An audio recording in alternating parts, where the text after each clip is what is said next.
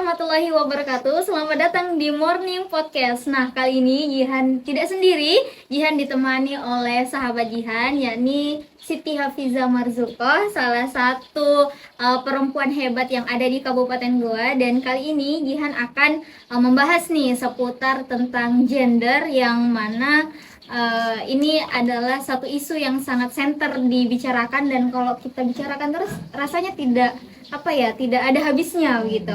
Oke, jadi mungkin Jihan mau tanya dulu, kesehariannya Hafiza ini apa? Oke, kalau kesehariannya saya sebenarnya lebih fokus berorganisasi, terus tidak melupakan juga pekerjaan-pekerjaan di rumah, karena saya rasa sebagai anak organisasi itu perlu juga hal-hal domestiknya juga di rumah seperti itu. Oke deh. Oke, jadi kali ini Fiza kita akan bahas tentang bagaimana cara merekonstruksi pemikiran perempuan di era 5.0 atau mungkin kita sebut dengan generasi Z. Nah, kali ini mungkin masih banyak teman-teman yang belum tahu bagaimana sih Islam di zaman dulu memandang perempuan seperti itu. Mungkin bisa Hafiza jelaskan gimana sih pemikiran orang-orang dahulu atau masa sebelum pra-Islam datang itu memandang perempuan. Oke, jadi sebenarnya sebelum pra-Islam itu sebenarnya disebut dengan Arab Jahiliyah atau zaman Jahiliyah. Nah, di mana perempuan di situ atau hak-hak perempuan itu direbut. Dan misal ketika ada seorang anak yang dilahirkan adalah perempuan, itu dikubur hidup-hidup karena dianggap itu adalah sebuah aib. Begitu. Karena begini, ketika pada zaman situ, karena dia hanya fokus dalam peperangan, karena ada kabilah-kabilah yang masih perang-perang begitu, makanya perempuan ini dianggap bahwa tidak punya power dalam berperang begitu. Dan bahkan dia dianggap bahwa dia hanya menjadi beban tahanan ketika dalam peperangan seperti itu.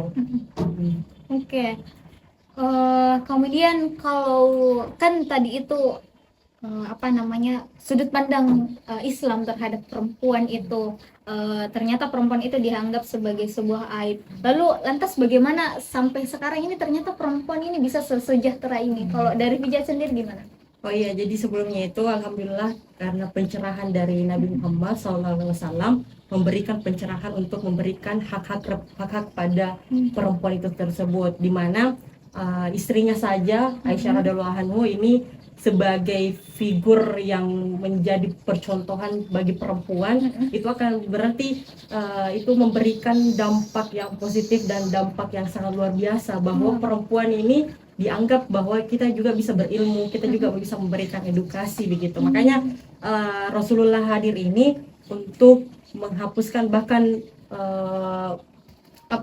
memberhentikan yang seperti ini, yang konsep-konsep kebodohan seperti ini. Dan bahkan juga dulu itu seorang perempuan itu bisa dinikahi bahkan beberapa kali maksudnya, dan juga bisa juga dalam suami ini bisa dalam pertukaran begitu, pertukaran istri. Itu kan merenggut hak kita gitu sebagai perempuan. Dan juga bahkan seorang perempuan ini bisa dianggap bisa mampu untuk dihamili oleh laki-laki manapun tanpa memberikan mahar begitu. Dan alhamdulillah dengan adanya Rasulullah SAW ini memberikan pencerahan kepada masyarakat jahiliyah ini untuk bisa kita berhentikan soal seperti itu. Dan alhamdulillah sampai sekarang hak-hak perempuan itu bisa kembali dan bisa kita rasakan sampai sekarang ini begitu. Luar biasa, Masya Allah. Dan ini Hafiza, kan yang menurut Jihan tahu juga, ternyata dalam Islam itu kita itu sebagai seorang perempuan itu malah disuruh atau disunnahkan, bahkan diwajibkan untuk berkarya. Kayak misalkan seorang perempuan ini jago di bidang kesehatan, maka ayo jadi dokter. Di bidang pendidikan ayo jadi guru, jadi dosen, dan lain sebagainya. Tapi ternyata masih banyak perempuan-perempuan yang belum sadar akan haknya dia, akan kewajibannya dia sebagai seorang perempuan. Bahkan justru cenderung mereka justru lebih monoton dan mengaminkan patriarki tersebut. Kayak misalkan ketika dia sudah diperistri, oh ternyata dia sibuk untuk mengurus anak tok saja. Ternyata dia tidak menggunakan masa luangnya dia untuk berkarya. Nah, kalau dari Hafiza sendiri bagaimana sih melihat permasalahan-permasalahan perempuan sekarang itu seperti apa? Oke, jadi sebelumnya itu sebenarnya ketika kita berangkat dari budaya patriarki, itu kita perempuan itu kita kembali kepada 3 R atau 3 kayaknya deh. Nah, itu adalah kembali ke kasur, kembali ke sumur, dan kembali ke tempat tidur. Nah, ini yang menjadi permasalahan dulunya seorang perempuan yang tidak diberikan juga hak untuk berkarya. Namun untuk sekarang ini alhamdulillah kita sudah diberikan ruang berkarya, kita sudah diberikan untuk ruang untuk berekspresi. Namun yang menjadi kendala yang sekarang adalah mindsetnya seorang perempuan, cara berpikirnya seorang perempuan yang selalu menganggap bahwa saya tidak mungkin Mbak De untuk berkarya, begitu. Itu yang menjadi kendalanya sekarang. Nah, makanya dalam konsep seperti itu kita harus mengembalikan kepada setiap perempuan atas pilihan-pilihannya, begitu. Karena saya pikir berkaryanya seorang perempuan itu bisa di mana saja, bisa di keluarga, bisa di ranah masyarakat, atau bahkan di tingkat kenegaraan. Makanya saya kembalikan kepada seorang perempuan, jangan kita mendiskriminasi perempuan sesama atau perempuan. Iya, ini gitu. Paling banyak terjadi. Betul. Karena yang tadi dibilang bahwa seorang perempuan yang hanya memilih untuk menjadi ibu rumah tangga, itu sebenarnya adalah pilihan seorang perempuan. Karena jangan sampai pilihannya dia memilih untuk tinggal di rumah, lantas dia menciptakan generasi yang sangat luar biasa. Gitu. Itu tergantung pilihannya seorang perempuan. Jadi saya tidak setuju bahwa sebenarnya orang yang tinggal di rumah itu atau perempuan yang memilih untuk rumah tangga saja itu adalah pilihan yang kulot, pilihan yang maksudnya yang sudah lampau. Tidak, tapi itu adalah pilihan yang sangat luar biasa karena bisa saja juga, saya panjangkan lebar ya, sedikit kita lirik juga kisahnya Ibu Ainun, istrinya Habibie. Dia itu sebenarnya adalah seorang yang berkarir. Dia adalah seorang dokter spesialis anak yang mampu dia meninggalkan spesialis anaknya untuk mengurus anaknya sendiri di rumah. Karena dia berpikir seperti ini. Ketika saya memiliki banyak uang, lantas uang ini akan saya berikan kepada babysitter saya akan kehilangan yang kedua-duanya.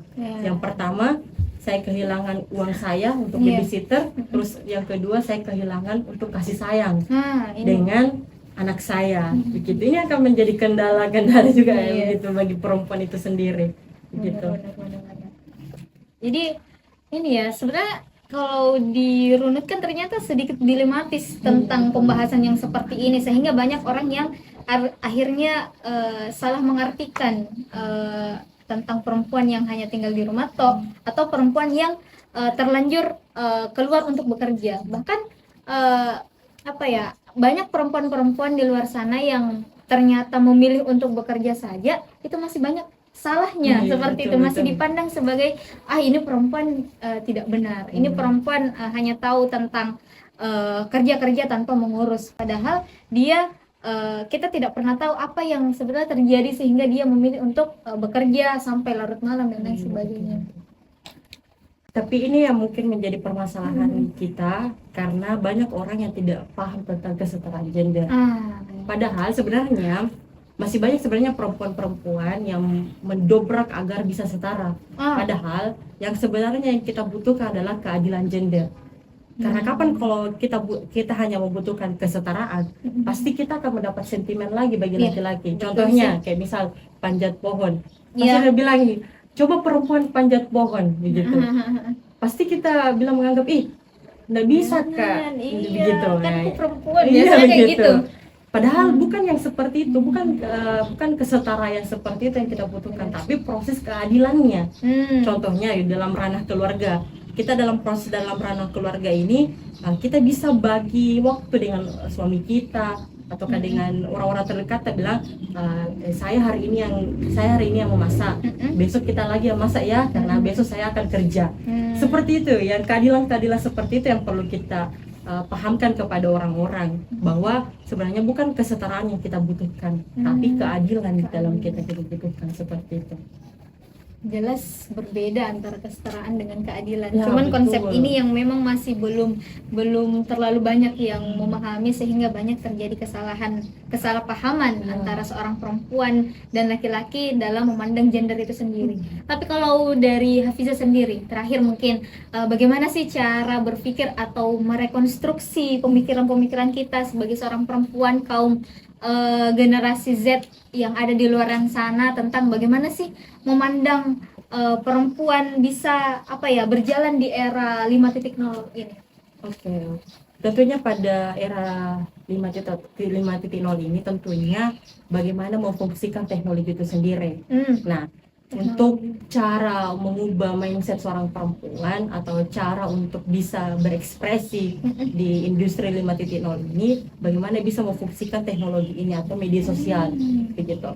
Kalau saya lebih sarankan kepada apapun karir kita, apapun apa yang ada dalam berita, personal branding kita, itu karyakan lewat media sosial.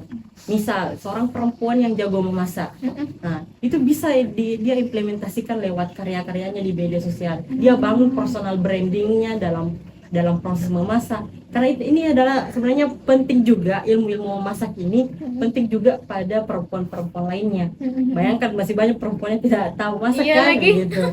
Nah, ini yang jadi bermasalah lagi karena kita sebagai perempuan, kalau kembali kita ke gender lagi, selalu dianggap bahwa perempuan itu harus masak gitu. Nah, itu permasalahan lagi, tapi kita fokus solusi Jadi lebih kepada solusinya itu manfaatkan 5.0 ini, manfaatkan bagaimana membangun personal branding kita sebagai perempuan. Dimanapun kita bisa berkarya, dimanapun kita memiliki tipe atau visi atau apapun itu cita-cita, manfaatkanlah teknologi ini untuk memberikan dampak positif bagi masyarakat.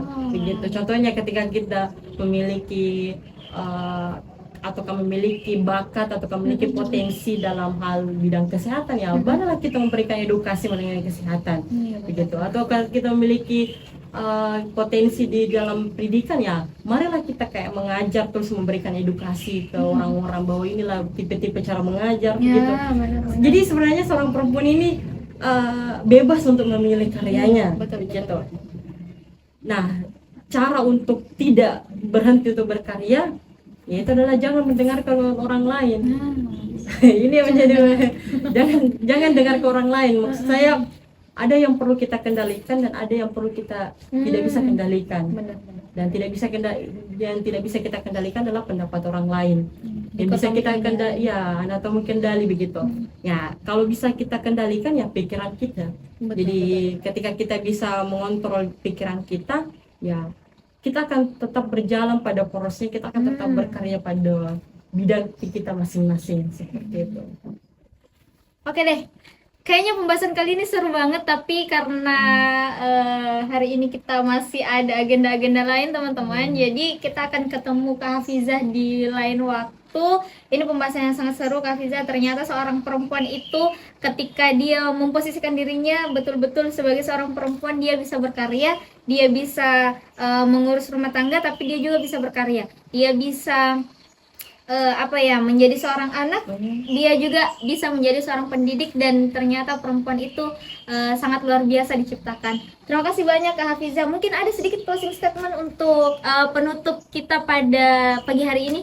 Oh ya, jadi untuk closing saya itu lebih kepada bahwa seorang perempuan dan laki-laki itu sama di hadapan Allah, ya namun yang membedakan adalah yang mana yang paling bertakwa. Begitu. Itu saja sih pesan saya. Semoga kita sama-sama laki-laki dan perempuan sama-sama berkolaborasi supaya tidak ada yang paling atas dan tidak ada yang paling di bawah. Dalam konsep, kalau misal dalam konsep presiden kita yang lalu-lalu, kalau saya kuliti dengan seksama, itu saya lihat itu istrinya itu ada di sampingnya, tidak di belakang dan juga tidak di depan. Ternyata pembahasan kita kali ini sangat luar biasa. Ternyata perempuan itu ketika dia mengambil apa ya, perannya sebagai seorang perempuan yang betul-betul seorang perempuan, ternyata banyak hal yang bisa dilakukan Hafiza. Nah, mungkin ini saja teman-teman pembahasan kita tentang gender, bagaimana merekonstruksi pemikiran perempuan di era 5.0. Kita akan ketemu ke Hafiza di lain kesempatan. Terima kasih Hafiza. Saya Jihan Pratiwi dan rekan saya Siti Hafiza Marsuka pamit undur diri. Wassalamualaikum warahmatullahi wabarakatuh.